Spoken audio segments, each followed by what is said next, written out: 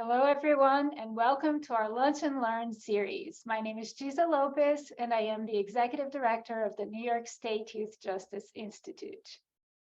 On behalf of the YJI, I am thrilled to welcome each of you to this Lunch and Learn today. Thank you for joining us in this virtual space and for making time to learn more about youth justice research.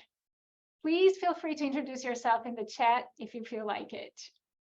I would also like to thank our partners in New York State, the Division of Criminal Justice Services, the Office of Children and Family Services, the University at Albany, and the New York State Juvenile Justice Advisory Group. We thank each of them for all of their support.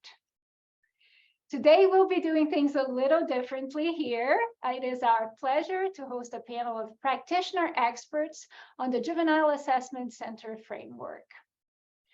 Avery Irons, our very own associate for training and technical assistance, will facilitate the Q&A session today at the end of the presentation. So for now, please join me in welcoming Molly Cook, Dorcas Griffin, and Josh Campbell. Molly is the founder and executive director of the National Assessment Center Association, or the NAC, and you'll learn a little bit more about her bio in chat at any moment now. Dorcas Griffin is the Director of Community Services in Shelby County, Tennessee. Her bio is also being put in chat as we speak. And Josh Campbell is the Assistant Director of the Office of Juvenile Justice Services for the Calcasieu Parish Police Jury in Louisiana.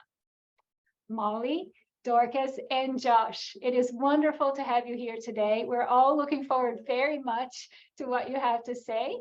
And with that, Molly, the virtual floor is yours. Thank you so much. Thank you, Giza. And thank you for the entire YJI team for having us here. I'm going to just share my screen and get us started. I'm going to try to take the least amount of your time because I know most of you will get the most out of hearing from Dorcas and Josh about what is happening in local communities. I think we're going to start just really quick with a poll to get a baseline of your knowledge of assessment centers and the assessment center framework. So if you can put that poll up on the screen, we'd like to start just by knowing what your knowledge is. If you've never heard of an assessment center or the assessment center framework, if you've heard of them, but don't really have a lot of knowledge about assessment centers or have worked with or visited or have more in-depth knowledge of an assessment center. So those should be up on your screen here. We'll give it maybe one more second. I see people are still responding.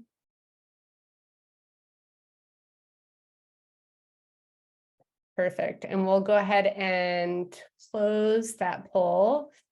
And it looks like the majority of you have not heard of assessment centers or the assessment center framework, with the next most common being that you've heard of them, but don't have intimate knowledge. So that's why I'm going to really start off. That kind of segues me into, I'm going to start just by providing you with some foundational knowledge of assessment centers and the framework. And then Josh and Dorcas are both going to move into how that's applied to their local communities.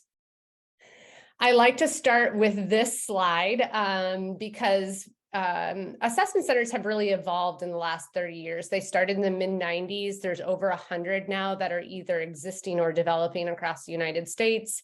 And over the course of that time and evolution, they really have called themselves different things in different communities, which you'll hear about with Josh and Dorcas. But so they don't necessarily call themselves assessment centers. You'll see diversion centers, prevention centers, resource centers, connection centers, intervention centers, or to make it even muddier, none of the above.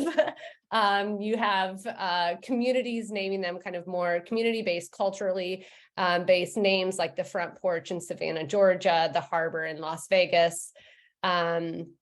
So, when you look at the assessment center framework, again, that's not necessarily what they're called in local communities. At the National Assessment Center Association, what we really look for is that they are following some core components within the assessment center framework and implementing best practices that are within the framework as well. So generally speaking, when we're talking about an assessment center, what are we talking about? We're talking about a mechanism or a process to prevent and divert youth from child welfare and justice systems through what we call is a single point of contact. That single point of contact essentially speaks to referrals in to the assessment center. You can also think of that as a single point of access, or a hub, is what we commonly refer to that as. But that's the first core component, and it's essentially how are we disrupting the pathway to the justice system for a target population of youth. That second icon then speaks to the second core component within the framework, which is we're really looking at what are the needs and the strengths of youth and families that are being referred or coming through that single point of contact.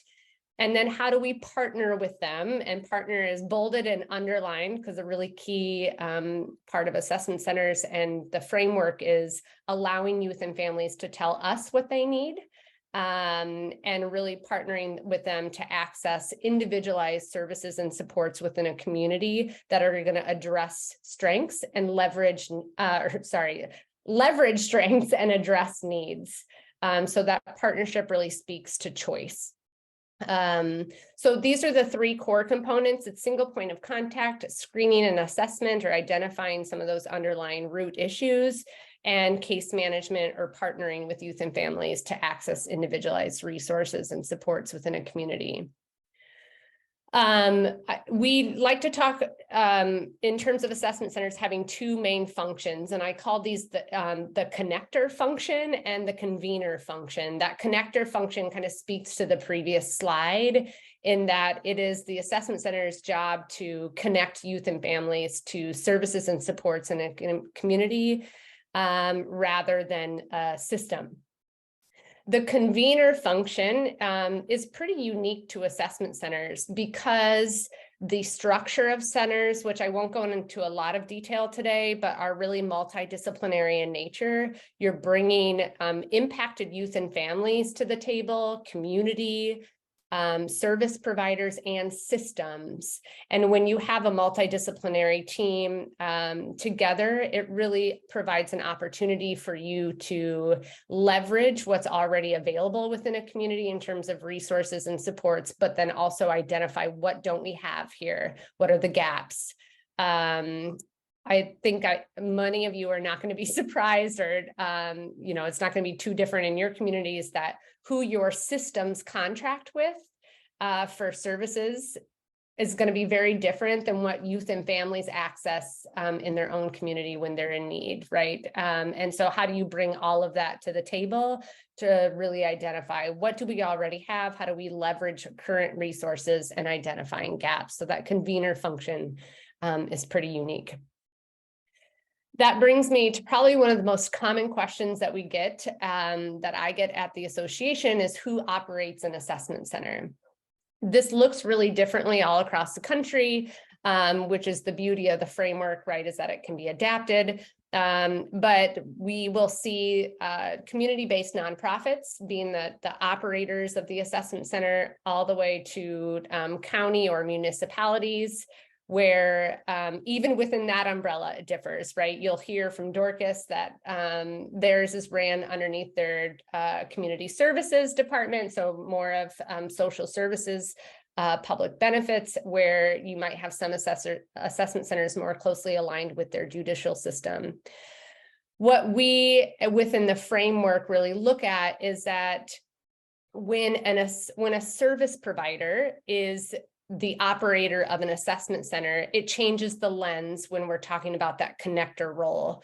So it changes the lens of what can we provide for you, to where this benefit of neutrality, right, without when an assessment center is ran by somebody other than a service provider that holds more of a neutral role within the community, it's more of what are your needs and how can we get you connected?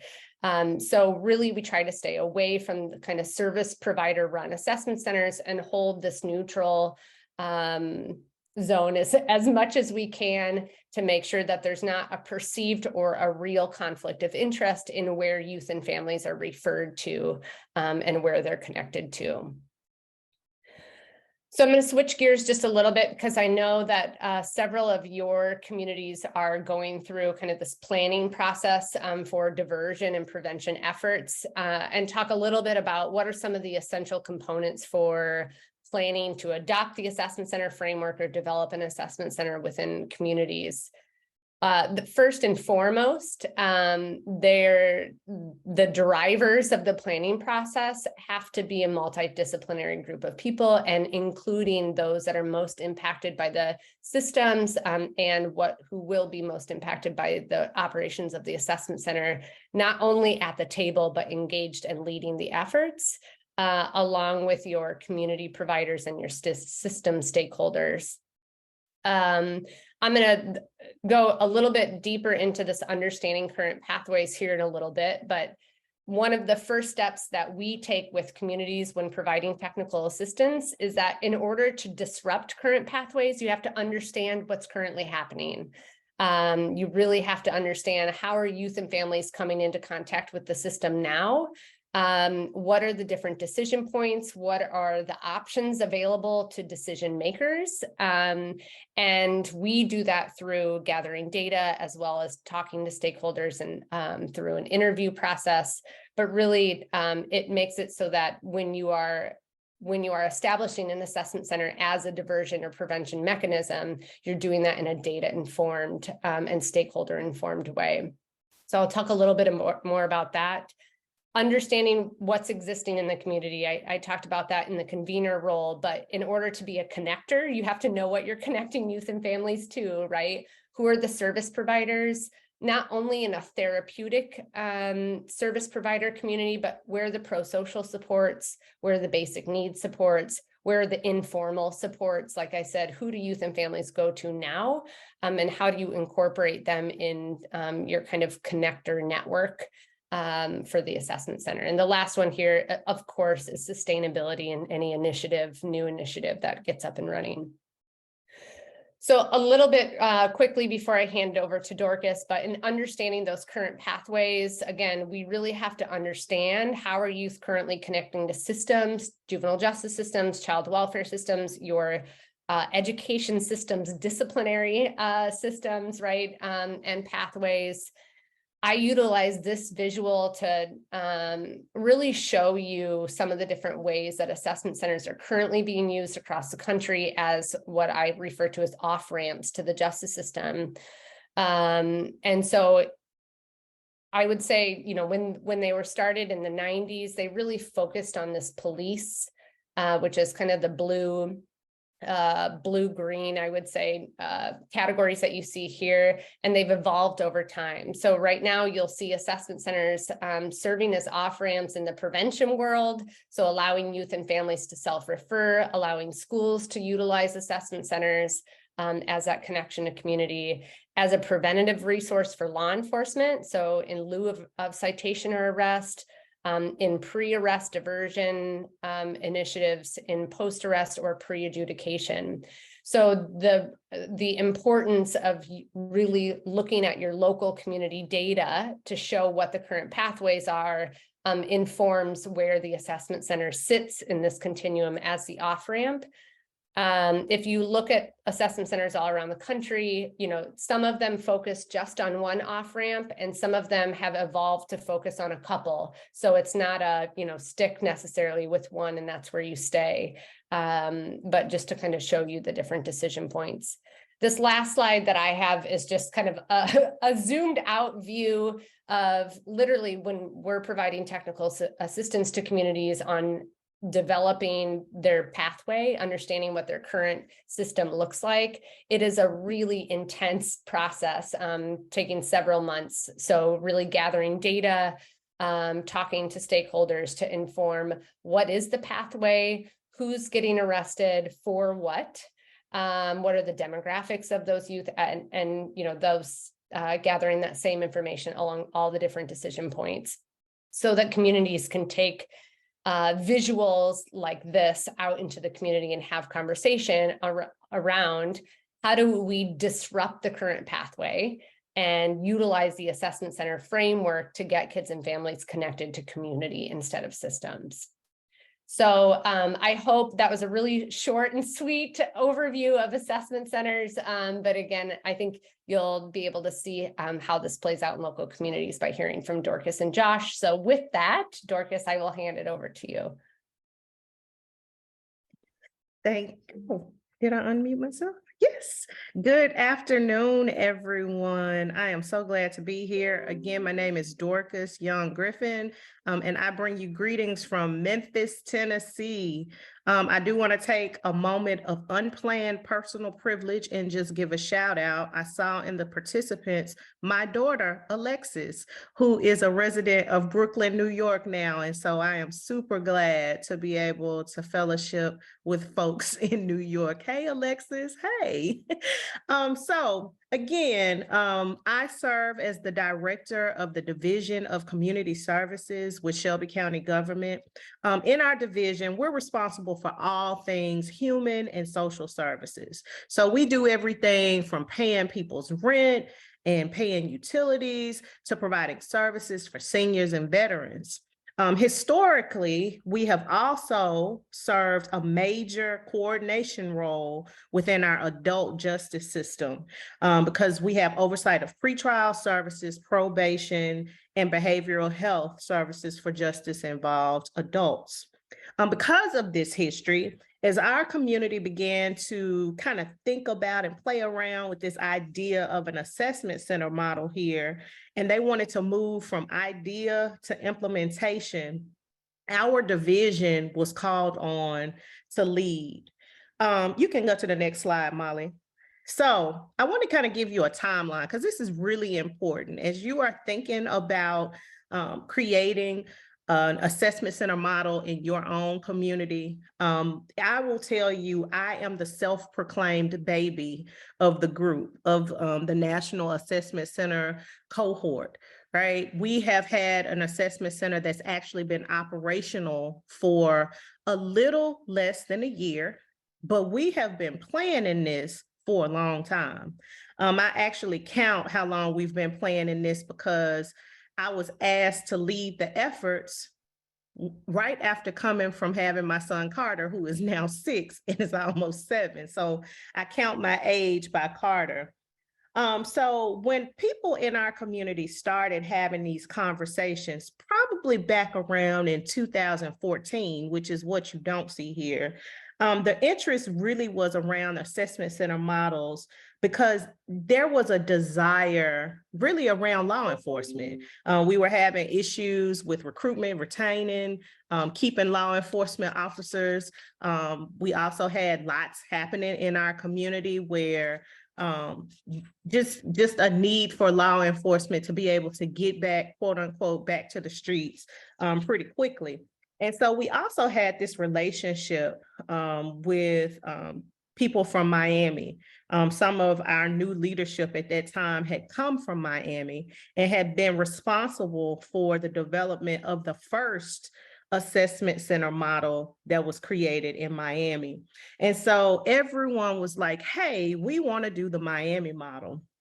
When I did come into the mix in the middle of these conversations in 2016, I quickly recognized that although, you know, all of the power players, stakeholders at the time were saying Miami, Miami, Miami, there were other communities that were doing assessment center work and they didn't all look the same. And so we formed a group and did research on assessment center models without the benefit of a NAC. So this really was going back to school. I myself, I am in school right now, getting my PhD in urban affairs. I was in school in 2016 as we did a big group project to really research what did other assessment center models look like. And I can tell you that the decision to really take that information and decide how your model will look in your community is probably the hardest part of any work you're going to do. Why? Politics, community distrust, and just the state and even willingness of the systems that you have to work with in order to make this happen. And so In spite of the difficulty, we did come up with a framework in 2017, and I call it Framework 1.0 from our planning group. And based on that framework that had not been tested, we did receive $500,000 from our county legislators to actually be able to pilot this idea of an assessment center. And then what happened? 2018 here locally, we had an election. I am an appointed official, right? So I worked under one mayor, didn't know if I would stay with the new mayor, didn't know if he would buy in. Luckily, he did, but that still took some time to make sure that we were still on the right path. So in 2019, you heard Molli mention that assessment centers look differently and talked about the neutrality and whether it's run by who it's run by does matter. And in 2019, in our first iteration of this, we worked through a very, very wonderful nonprofit partner that was willing to help us do this work and leverage their position to help make this thing happen. What we found, one, COVID happened, right? And so COVID changed everything for everyone all across the world. But also what we found even prior to COVID is that there were some difficulties in really being able to position our model as a neutral convener of services when you're dependent on one nonprofit to do all of that work. And so luckily the stars aligned, the universe opened, and the National Assessment Center Association actually came to be in 2020.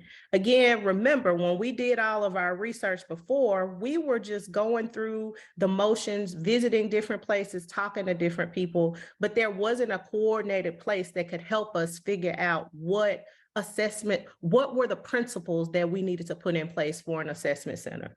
And so we were able to partner with the National Assessment Center Association in 2021.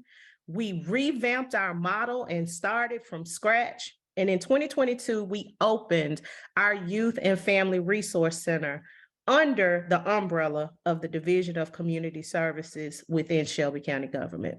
Next slide. So when we think about diversion to Shelby County, I mean, I'm sure this looks the same in a lot of communities, but it was really important to us as a community, and we prioritized this because we recognized it wasn't just about law enforcement time, although that is important, right? Like you cannot dismiss the importance of that. But we recognize that law enforcement time is also completely wrapped in how well our youth are, what are the outcomes for our youth in our community? How well are they getting connected to the things that they need so that they are not being involved in the justice system? We realized that there were many costs to our justice system, the same way I'm sure other communities recognize. We're spending a lot of money on the justice system when there is so much more that could be gained if we put that money in keeping kids out of these systems.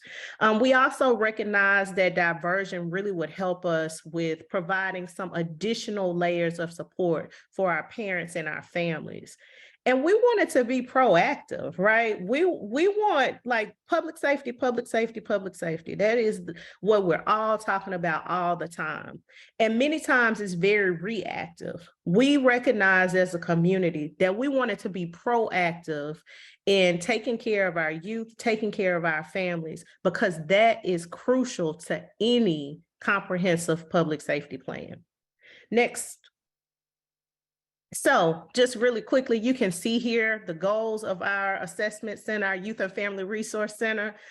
We want to keep as many youth as we possibly can, consistent with public safety, from ever touching the juvenile justice system. And I'll talk a little bit about that. Molli mentioned that she showed the map of the different points and off ramps on the assessment center journey, and we are an off-ramp that really wants to work prior to a young person getting involved in our court system, right? Like, what can we do to intervene right at that moment of police contact before they end up in our court system, and even prior to that?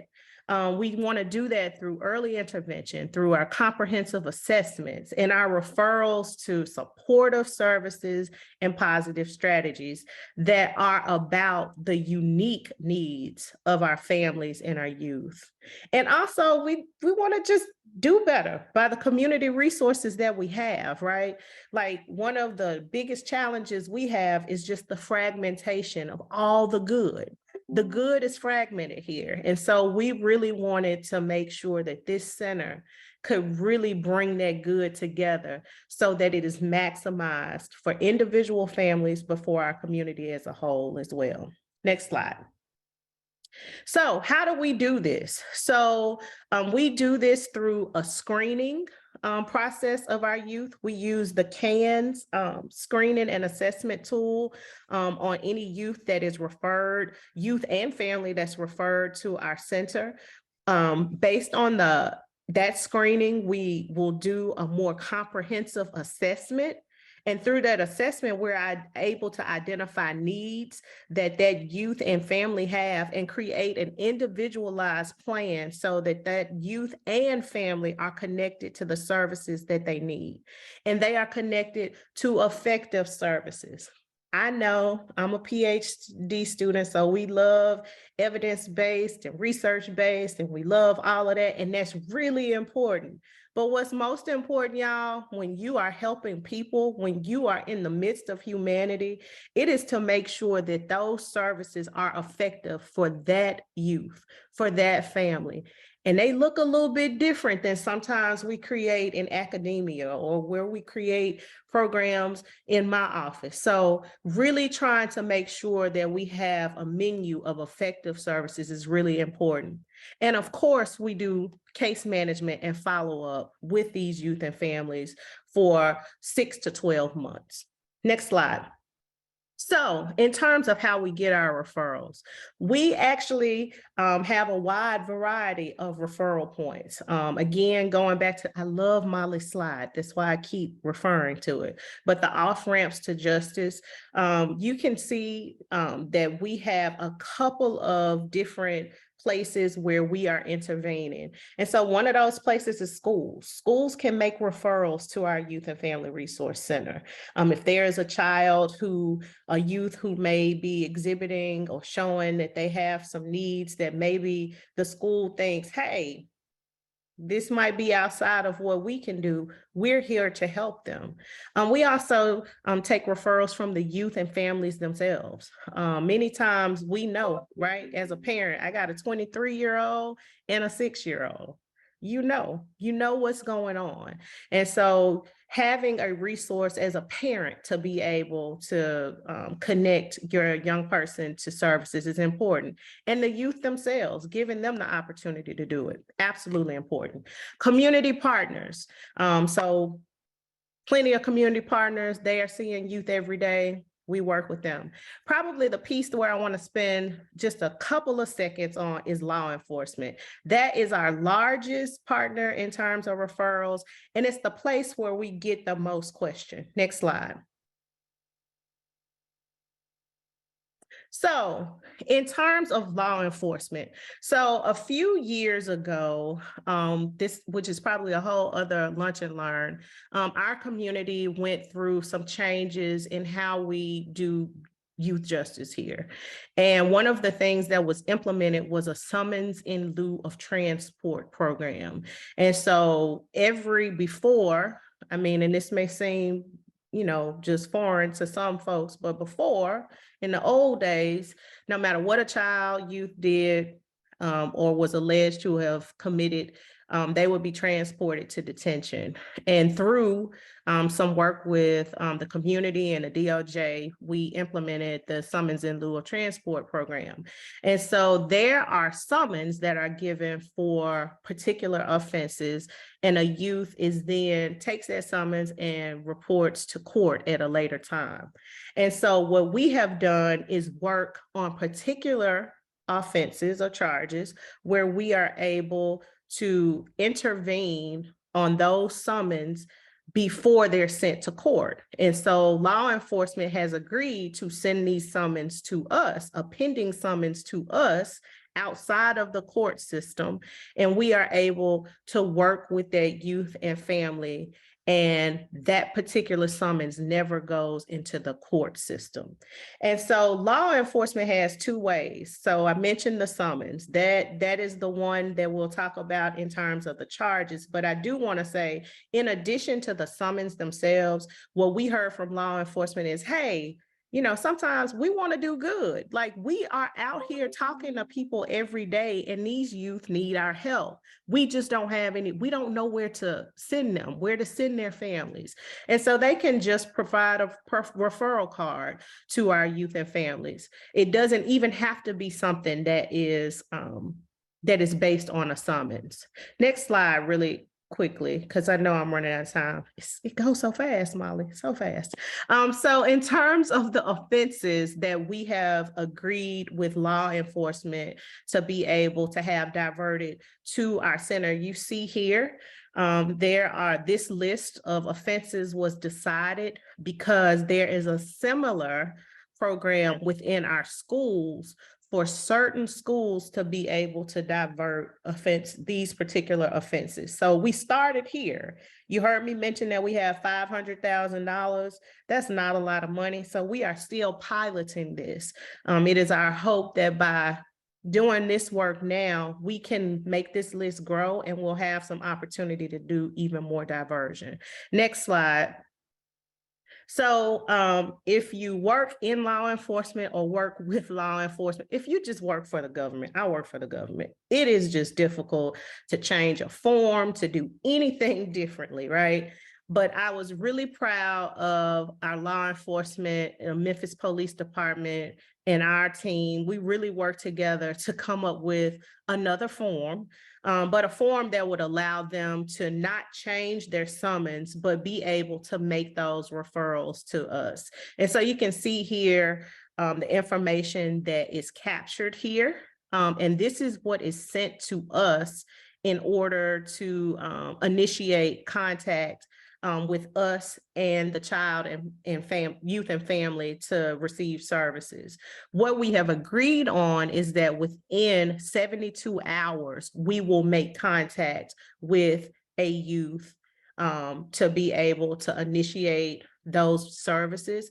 A youth can actually turn us down, and so they could go ahead and go through the juvenile court system as it works now, but this is an opportunity for services and another path versus going through the court system. Next slide.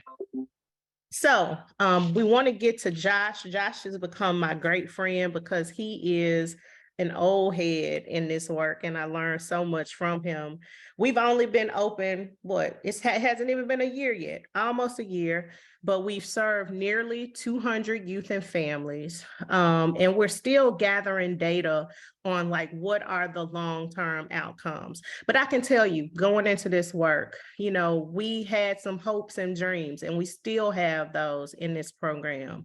We are really, really expecting that some of these underlying causes of why our youth are involved in the justice system will be taken care of, right? We are hopeful that our atmosphere, that what we create will make it more welcoming for youth and families to get help before things get out of control. We want to be good partners with law enforcement. Law enforcement has a very difficult job, and we recognize that. We know that there are some cultural things that need to change, but we also want to do our part to help them to be able to be a resource to children and families, youth and families, because people are calling them, right? So we need to equip them with what they need to help. We also want less youth to go into or return into our juvenile justice system. And we're just hopeful that we do better, y'all, in terms of how we are coordinated here. I am going to stop because I want to hear from Josh and I want to do a poll. Molly, are you there? Yes, yeah. I Thank see you, you. Dorcas. Thank you. Okay, as we transition from Dorcas to Josh, we just have a quick poll. If you can put that up on the screen for everybody to respond to, and just getting a sense of from your local communities, what stage are you in terms of planning for local diversion and prevention efforts? So really early on, if you're in kind of this exploratory phase, just learning whether or not you're developing plans and looking at data for implementation. If you're kind of in the midst of implementing that plan, so in the development stage, or you're operational, you have diversion and prevention efforts already happening, and maybe you're here to learn about how you might change those or add to the continuum there, right? And we'll just give you one more second to respond.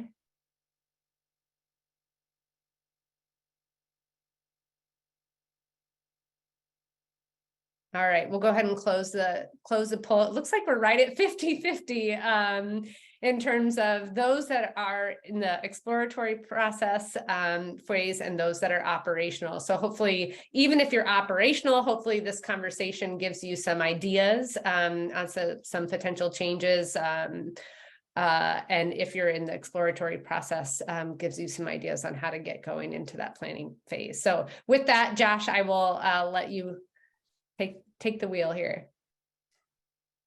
All right. So some of these first slides, just so you know, well, we can go to the next slide. This is just going to be informational for you. I want to be respectful of time and make sure we have time for the Q&A. This is just a basic demographic structure of our parish or a county where you're from and who we serve. You can go to the next slide, Molly. And under the umbrella of the Office of Juvenile Justice Services, naturally, we have a detention center. We have a probation department for formal youth that are placed on there for delinquencies. And we have our status offender program. And then we have our multi-agency resource center, our assessment center we'll speak on today. Go to the next slide. So just quickly how we got here, as you can see from the slide, we really began working formally with it and doing reform work more intentionally back in the early 2000s. We really primarily were working on keeping youth from being placed in the Department of Corrections. And we did a pretty good job of that. As you can see, we were able to decrease that number, but we were still missing something. We had great intervention avenues for youth that were already system involved, but we didn't have a way for them to access that prior to system involvement. Go ahead to the next slide, Molly. So out of that came our multi-agency resource center, or our MARC center, to fill that gap in front-end services. And I'm not going to go into this because Molly hit on us well, Dorcas hit on us well. We're very similar to them, and we were primarily, when we started, set up to be a support for law enforcement. So go to the next slide, Molly.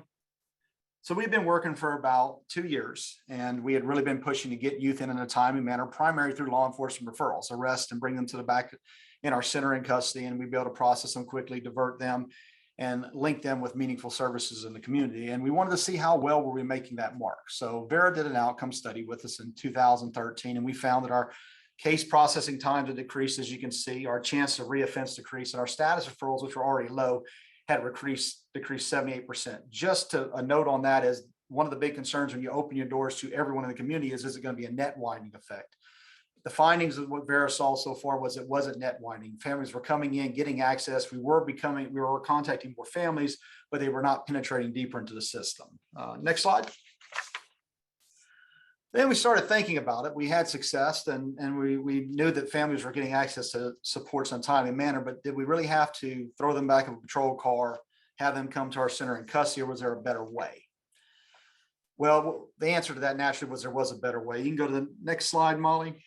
We had walk-in services that were in place, and these are those voluntary services where families come in on their own for any level of issue they may have, and we can support them the same way we were if it was a formal intake for an actual offense report or status offense referral. So we started really just going to the stakeholders that primarily referred to us and pushing the walk-in services. For schools, it's if principals had that family in their office, why do that formal referral? They can leave that office and come directly to the MARC as a walk-in. Parents, we had to atone. We were telling them to call law enforcement for everything so we could be able to serve them in a timely manner. So we started going back and saying, hey, that may not be the best way. So instead of calling law enforcement in times of crisis, call us first. Let's see if we can assist. And law enforcement, everyone's hit on this already, the importance of law enforcement. We really wanted to, every time we were in contact with law enforcement, make sure they understood the power of discretion that they had. They could arrest that youth on a charge, but they didn't have to request detainment. They could not charge that youth formally and have them just come to the mark as a walk-in. They're one of those front-end contact points that can really decide which direction that youth goes in. And community providers. Most community providers we work with have safety plans, and somewhere on there it's to call emergency services, 911, law enforcement, if things get out of hand. We did not want to take that off of their safety plan, but we wanted to make sure they knew to incorporate us a few steps down, have that family be able to contact us or come into our site prior to it escalating to that point. And one of our last ones was very interesting with Child Protection Services. Once it started catching on the community, they reached out to us, and they found that they had a lot of kinship families and foster families that were taking youth in, and they were apprehensive to reach out to them for supports out of fear that youth may be removed from their home. So we worked something out where they provide our information as a support, and families can come in and we don't have to share any information with Child Protection. They can get the assistance they need, and hopefully Child Protection will not have to be involved, and that youth will not be at risk of being removed from the home. Next slide, Molly. So we want to get buy-in, and how do we keep it? Just for brevity here, all these things on this slide were important. Going to every meeting you can in the community, meeting with the schools consistently, law enforcement, making sure you're meeting their needs, and we're getting the best, I guess, outcomes we can for youth to keep them from entering the system and penetrating deeper into the system. Out of this, one of the things that's really big that we found in our jurisdiction was thank you emails. So if you're working with a family, if someone refers a family to you from one of these other stakeholders, reaching out to them in an email and not breaching confidentiality, just saying, hey, you sent a family into us the other day. I want to let you know they came in and we were able to provide them supports. That can go a long way. A lot of times stakeholders just want to know that something's being done. They don't need it to be punitive. They just need to know that that family is getting some kind of support. Next slide, Molly. So for our agency and our stakeholders, we stayed focused on one result. The end result was for all youth in Calcasieu Parish to be happy, healthy, and successful. Each one of these stakeholders bring their own unique needs to the table. But we found that if we could stay focused on an end result, that we could have meaningful impact. And of course, before we go to the next slide, just to make sure, there's a very important piece of the puzzle that you can't leave out. That's the families. They're the experts in the room. They have to be there when the decision-making is going on. So by staying focused on results, next slide, Molly. You can have a meaningful effect. By us working with families before they're actually formally or informally referred to us on status offense referral, you have that family stays in control and they're in a driver's seat. Because without that formal or informal referral, a youth cannot be placed in detention. They cannot be petitioned to court. They cannot be placed on probation, and they cannot go deeper into the system if they're already involved. Next slide. All right, so with that philosophy we had in 2014, when we started trying to change and atone for what we were doing, I guess, early on that we thought was in the best interest of the families. What does our data look like? So using 2014 as a benchmark compared to 2022 data, petitions overall for new youth coming in contact with the system are down 45%. Status referrals are down 49%. Delinquent diversions are up 34%, while detention placements as a whole for new youth and youth that are already on probation are down 58%. And hit it one more time, Molly. Our walk-ins, which is this voluntary referral option we have, is actually up 32% from 2014. Next slide. So looking at detention admissions, just drilling down on that a little bit, as you can see, we weren't doing too great in 2014. We booked in 450 youth. And I don't want to just say that we were able to really push this through. We did get the numbers dropping, but COVID was a huge springboard for us. We booked in less youth during the year of 2020. But we were able to maintain that through 2021 and 2022, keeping that number below 200. Part of that was the intervention avenues we had in place, selling that to the community and saying, hey, let's intervene earlier, but also letting them know the sky's not falling, that public safety was not an issue now that we were detaining less youth. And it really helped us to bring it to the community and say, maybe we weren't detaining the correct youth after all those time when our numbers are that high. Next slide. Breaking down 2022's detention admissions, if we're comparing apples to apples. So in 2020, something really good happened in our state, raised the age went through, which meant that all 17-year-olds were now going to be served in the juvenile justice system versus the adult system. But in 2014, we didn't have that. So when you look at our 2022 numbers, we actually booked in 65 youth that were 17 years of age. So keep that in mind. Out of that 189, we would have been that much lower. Domestics, just to let you know, in 2020, we had 2 hurricanes come through. Our children's shelter is where our domestics would normally go. It is opening April 1st, and we are very excited about that. But unfortunately, if we cannot find a family friend, uncle, aunt for that youth to go to, they potentially are booking into detention. So we're optimistic this year that when you compare it apples to apples, what we had as far as supports in 2014 and the youth population we were not working with, we're looking at really going from about 450 to 99 youth booked in, which is good, but we could still do better naturally. Next slide, Molly. So looking at our bookings over the years, and we talked about that partnership with probation, we wanted to make sure our probation department knew that in times of crisis, those youth could still come to the Mark Center for Assistance versus calling law enforcement. We were one of the biggest consumers of our own bed spaces. We were booking a lot of youth in over the years for detention, probation violations. COVID was a springboard for us also in that, but we've been able to keep that down. And now it's more of a policy and a practice than just something that was reactionary because of the pandemic. We're optimistic that these numbers will continue to stay that low, if not go lower. Next slide. So these are delinquent diversions that we have. So these are actually delinquent offenses that are being presented for new youth at our agency that are being diverted through the Mark Center for Delinquencies. That number has gone down quite a bit. And I have to point out too, when you look at the youth of color that are being diverted for 2022, we're at 61%. That is a high percentage. When you look at our youth that are booking in, they're at about 72%, and that really should be around 40% for our youth of color. That's at a high percentage. We are hoping that we are diverting more youth of color now with new youth entering the system, and that will keep them from penetrating deeper into the system, but we don't know. This is something we're going to have to keep our eyes on for the next 2 years. So I don't want to say this is a good thing or a bad thing. We just don't know at this point. Next slide. So if you looked at those numbers, you notice that the number of youth total that we are diverting is much less than it was in 2020 and 2021. Part of this is because we've had an increase in walk-ins. Just to go over this really quickly, because of the work that Molly's done and twisting of my arm, we've had some really good things happen in our community. We have re-engaged in probably one of the most meaningful partnerships we've ever had with our school board to decriminalize school behaviors. Some of the primaries that we're looking at right now and working on is our vaping offenses and our school fights, along with it's now moving into truancy for our status offense issues. We are forecasted to have over 1,700 walk-in referrals, voluntary referrals from the school system come in. This means that the family can or cannot come in. It's their choice, but they can come in and we can look at the root issue, link them with support services, and hope that that occurrence or that behavior doesn't continue. But we also have to be very concerned about net widening with this. Next slide. So looking at, part of this was implemented in August and it went fully into effect in January of this year.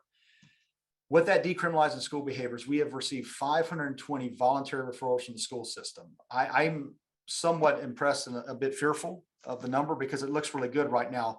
Out of those 520, we have only received 42 second referrals for occurrences and only 1/3 occurrence, which means maybe we're getting families in, maybe we're explaining the consequences of what this continued behavior may have, and maybe we're doing a good job of linking them with supportive services to decrease that behavior. We don't know yet, but it's looking to be very promising. And the amount, or when we're looking at youth of color that are being referred overall from the school system, it's somewhat more in balance with what we're seeing in our community. So this is something we're naturally going to keep an eye on, but we're optimistic that to only have 42 reoccurrences is doing pretty well without having a punitive measure in place or putting this youth on any type of diversion or formal probation. Next slide. We call this our Mark report card. Basically, we want to know how well our youth are doing since we opened our doors, with the twofold vision of what we were created for: to pool already existing resources in one location for families to access and provide timely access to those services. So since 2011, we have served 14,751 youth. Out of those 14,000 youth, we've kept 33%, or we provided 33% with immediate supports. We've diverted over 14,000 of those youth with 85% of that that presents our agency for formal processing. That means they're not going to court. And we kept 27% from even a light touch, which means they came in, they were provided access to services, and they were not even put in our status offender program. We are confident that that 27%, that light touch is going to go up significantly if we can continue to work with the school system to decriminalize these behaviors. Next slide. I'm not doing too well here. This is just so you know, as a whole, the cost benefit it can have for your agency. We're down actually 6% in our total employees, but we've actually gone up in MARC employees. One of the big things to take from this slide is we have an ATD program that really fit in really well with our assessment center. And we took that over, and back in 2014, we were having a budget of $42,000 for ATDs because kids were staying on GPSs for a long time. We built up trust for the court system. This year, we only had to budget $11,000 for that. And we don't have to have an ATD officer anymore. It's just absorbed by the MARC staff that's already there. Next slide. All right, so we're going to go over a little bit of this. Everyone hit on this. You have to have a common result. Everyone has to have an end result for them to work together, and everyone's needs need to be met. You have to be able to diversify your interventions. Police need to have more than arresting powers if we don't want them to arrest youth and charge them with criminal offenses. The data will guide you. We talked about that earlier. Data will guide whatever you need. It'll help you to identify what's working and what you need in your community. And if results aren't equitable, the disparities have to be addressed, just like we try to disaggregate our data in all our stakeholders meetings. That was really quick. I'm sorry if it was too fast, but that is the end. Excellent. Thank you.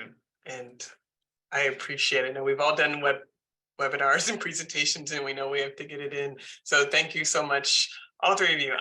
For folks who weren't at the beginning, I'm Avery Irons. I'm the Associate for Training and Technical Assistance at the YJI, and I'll be hopping in to moderate this Q&A portion of the conversation. But thank you so much, Molly, Dorcas, and Josh. That was fantastic. You've already got the Q&A on fire, so we'll see what we can get through. But thank you, everyone, for your questions. And this is just, you brought in a wonderful conversation to New York and nationally as well. So I'm going to just hop us right in. So one of the first questions I want to ask is, I want to know about youth receptivity to services. So especially for those young people who are brought in by law enforcement, like I kind of get it if it's a young person who kind of walks in, maybe brought in with the family, but are young people receptive to this when they land at your door? Do they say, okay, yes, or do they need a little persuasion, or what's the no situation? So I will try that. So I'm the easiest, because at this time law enforcement does not transport to our center. It is basically a referral of the summons form.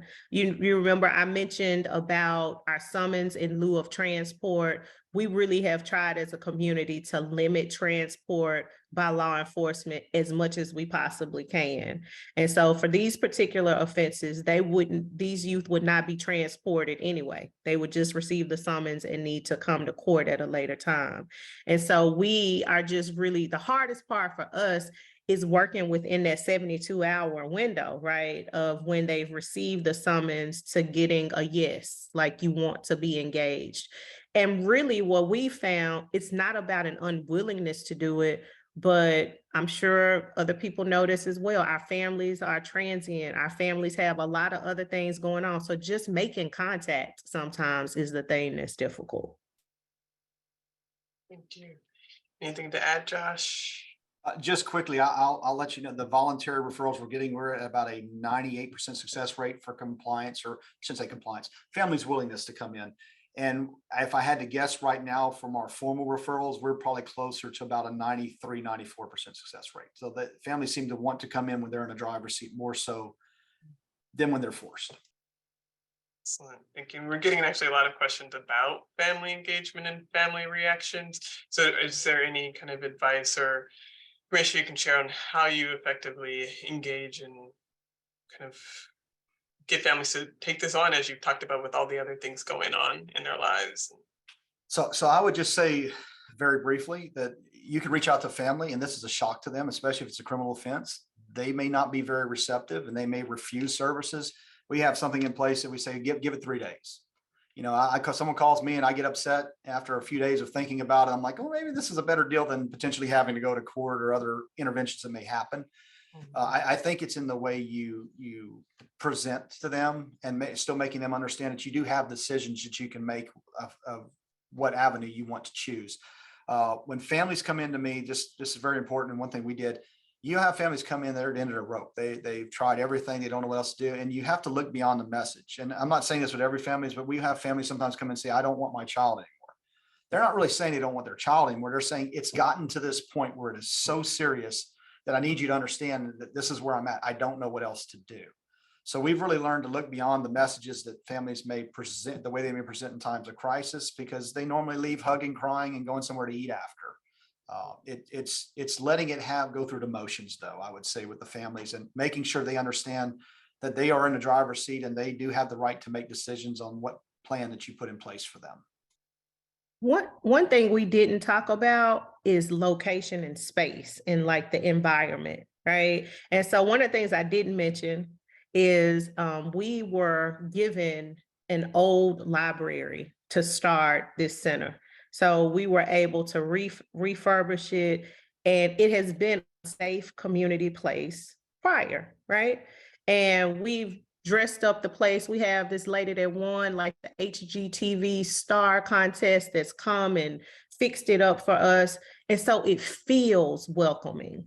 Your environment matters to your family. So coming to a place that doesn't feel like, you know, like it's the police department or it's detention or it's just a hospital of some sort, it makes a difference in how people will engage you. So I just encourage people to really think about the built environment of their center as they're making plans as well.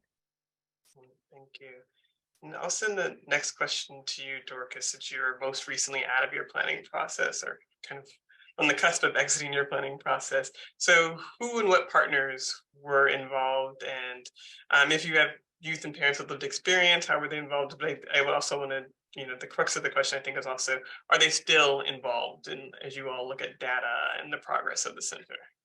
So the group that we started with was a planning group that really was made up, quite honestly, majority of those folks are people that are the power player stakeholders. So the people that had the idea.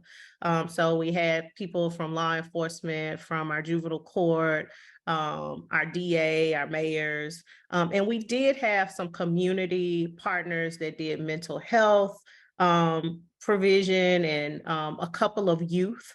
That group really just helped with the plan. We now have an advisory board in place that is made up of youth, as well as people in the community that are advising us on our program plans, looking at outcomes. It is a little different, I will tell you. So Molly talked about the difference in being outside of government and in government. Like ultimately, my bosses are our county commissioners, right? So they make funding decisions and they're our board. And so we've really had to be really thoughtful about making sure that advisory does have more teeth than, just people coming and giving their time, and we're not accountable to them. But we do have an advisory board that helps us now. Thank you. So Josh, I'm going to give the last official question to you. You have the longest kind of data of anybody on the screen right now. And so I'm just curious about, in New York, we're always in the conversation about racial and ethnic disparities and how our interventions can impact disproportionalities of young people of color in our system. And so I'm just curious as to your thoughts on how a place like a MARC or an assessment center more generally can play a role in counties working against disparities. So I look at assessment centers in an interesting way when it comes to disparities. It's really a philosophy. So it's very easy. There's so many decision points where disparities can happen throughout the system, all the way to the deep end. And I think a lot of the focus is on law enforcement. And the issue is that a lot of times in our community, what we found was it's someone calling law enforcement for them to engage in that interaction. So we really try to do it as a community philosophy, where we want to make sure that families know how to reach out to services, that people understand that there are diversion opportunities for youth.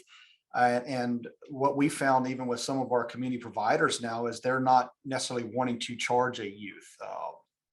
Some of our best interventions as the Mark Center have been when we've not even involved at all, where the school system, a local store where there was an incident that happened, they called police, the school didn't want to press charges, the youth was brought back to the school handled the disciplinary issues.